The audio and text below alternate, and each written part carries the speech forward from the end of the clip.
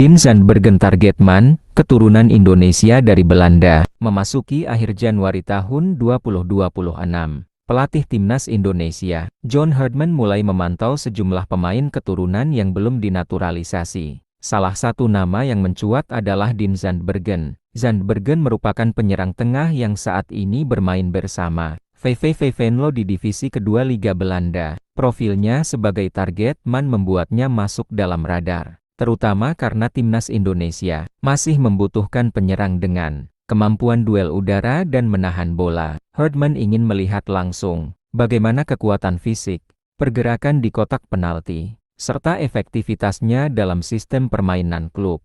Zandbergen diproyeksikan sebagai opsi pelapis lini depan, bukan sekadar eksperimen, melainkan bagian dari perencanaan jangka menengah.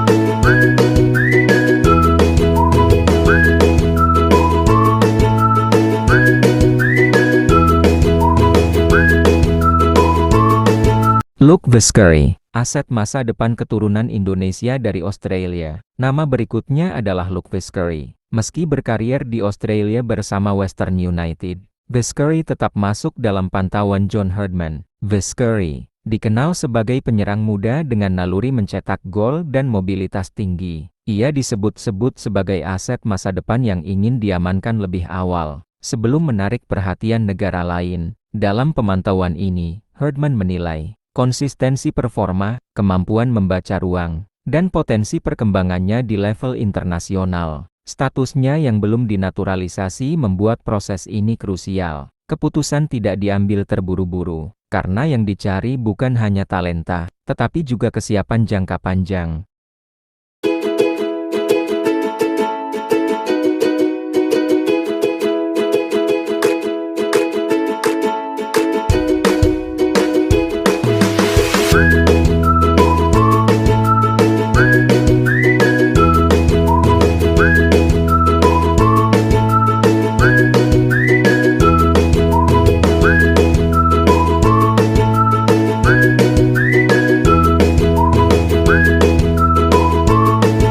Miljan Manhoef, penyerang cepat Grenada, keturunan Indonesia dari Belanda. Meski sering bermain melebar bersama Stoke City di EFL Championship, ia dikenal memiliki insting menyerang yang tajam dan kemampuan mencetak gol yang efektif. Ia merupakan pilar timnas Belanda U21, dengan catatan penampilan dan gol yang konsisten di level usia elite Eropa. Pengalaman ini menempatkannya sebagai pemain dengan kasta internasional tinggi. Dalam permainan, Manhoef sangat fleksibel. Ia bisa berperan sebagai penyerang lubang maupun penyerang murni yang mengandalkan kecepatan, agresivitas, dan penetrasi langsung ke kotak penalti. Miljan Manhoef adalah tipe penyerang modern, cepat, tajam, dan siap memberi dampak.